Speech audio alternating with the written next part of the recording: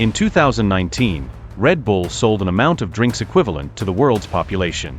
However, Red Bull's business is not just about selling 7.5 billion cans of energy drinks. They also own 2 Formula One racing teams, 5 professional football clubs, an ice hockey team, and sponsor thousands of athletes across various fields. Not to mention, Red Bull organizes countless exciting sports events like snowboarding, cliff diving, adventure running, and owns its own media network. Clearly, Red Bull's business is not simply about selling energy drinks. But are all these massive activities just marketing gimmicks, or are they actually profitable ventures? Where the story begins. The story begins in the summer of 1982 when Austrian entrepreneur Dietrich Mateschitz experienced jet lag during a business trip to Thailand. He tried a local drink called Krating Daeng and was surprised to feel much better. Krating Daeng, when translated into English, means Red Bull, symbolizing the giant gaur in Southeast Asia. Convinced by the miraculous effects of Krating Daeng, Mateschitz decided to bring this product to the West and create a whole new product category, energy drinks. However, his idea was rejected by Western investors who didn't see the market potential for this product outside of Asia. Mateschitz understood that the market for his product didn't exist yet, so he decided to create it himself, with a strong belief in its success. He invested $500,000 in the project. Then, he partnered with the owner of the Krating Daeng manufacturer, Mr. Chalio Ubadhia, who also agreed to invest the remaining $500,000 to establish the company. To suit the taste of European consumers, Mateschitz adjusted the formula and flavor of Krating Daeng before officially launching the product in Austria in 1987, under the name Red Bull.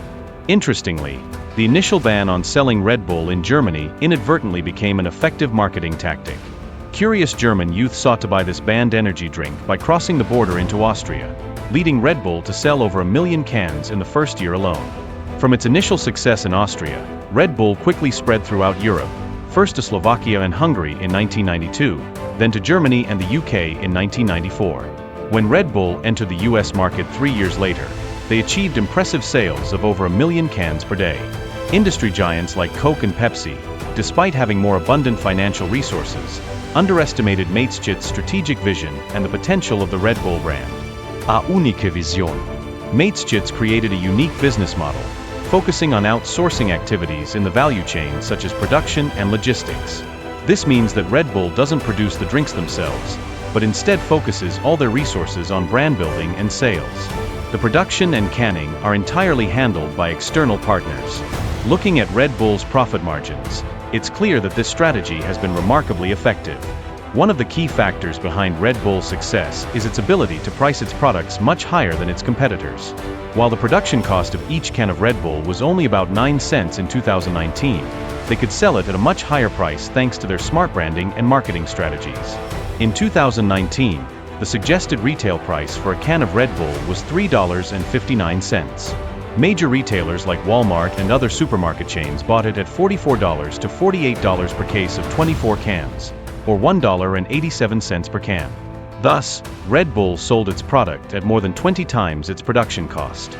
To establish a market for the nascent product, Mateschitz astutely targeted potential customers, young people and students. Red Bull implemented effective targeted marketing campaigns using student brand ambassadors. These were popular and energetic students sponsored by Red Bull to promote the product on university campuses and organize lively parties. The image of Volkswagen Beetles with giant Red Bull logos, carrying crates of free Red Bull, appeared everywhere from beaches and schools to gyms and office buildings, quickly capturing the attention of young people. Red Bull also quickly gained popularity among bartenders due to its unique ability to mix well with spirits like vodka or Jägermeister. This combination created legendary drinks in bars and nightclubs worldwide, helping to elevate the Red Bull brand to new heights. However, this was just the beginning for Red Bull's massive marketing machine. By sponsoring and owning sports teams, Red Bull created a deep connection with customers, going beyond the effectiveness of traditional advertising. The image of the Red Bull logo appearing on Formula One racing cars and paragliders conveyed a message of dynamism and power, evoking a sense of excitement in consumers. Instead of boring advertising, Red Bull created unique brand stories, conveying messages naturally and impressively through its own media network. Red Bull cleverly secured the image rights for all the events they sponsored in the era of social media explosion. This strategy created a powerful viral effect, significantly increasing the effectiveness of their marketing campaigns. The most striking example of this strategy's success is the Red Bull Stratos project in 2012, marked by Felix Baumgartner's spectacular skydive from an altitude of over 39 kilometers. Although the investment in the project was up to $50 million, experts estimate that the media value the event brought to Red Bull was up to $6 billion. Clearly, this was a worthwhile investment. Sponsoring such adventurous sports events, combined with on-site product distribution, helped Red Bull solidify its leading market position.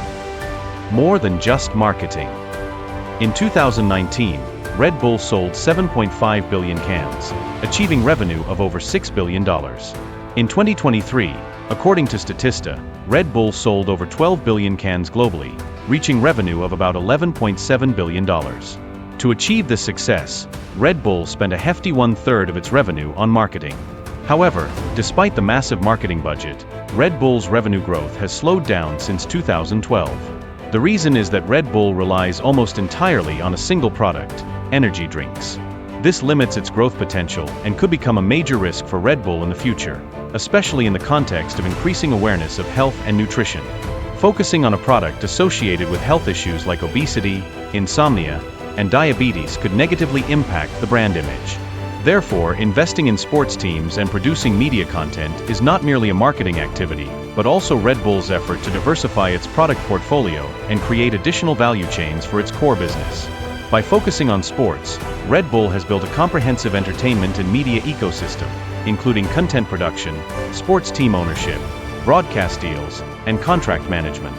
The clearest evidence of this strategy is the operating model of the football clubs owned by Red Bull. Owning multiple football clubs gives Red Bull a significant advantage in harnessing synergy, especially in talent development.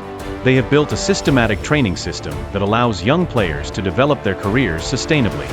For example, a player can start their career in Brazil, then move to Europe to play for Red Bull Salzburg in the Austrian Bundesliga. Once they have gained enough experience, this player can join RB Leipzig in Germany for a chance to compete in the prestigious Champions League. And as they enter the final stage of their career, the player can move to the New York Red Bulls to finish their career in the MLS. The New York Red Bulls Club is also a clear demonstration of how Red Bull uses its equity investments in sports to create value. In 2006, Red Bull acquired the team for an estimated $25 million. By 2023, according to Forbes, the team's value had increased to $525 million. Thus, Red Bull has multiplied its initial investment in the New York Red Bulls by 20 times. With the robust growth of the U.S. football market, the value of this team is expected to continue to rise in the future.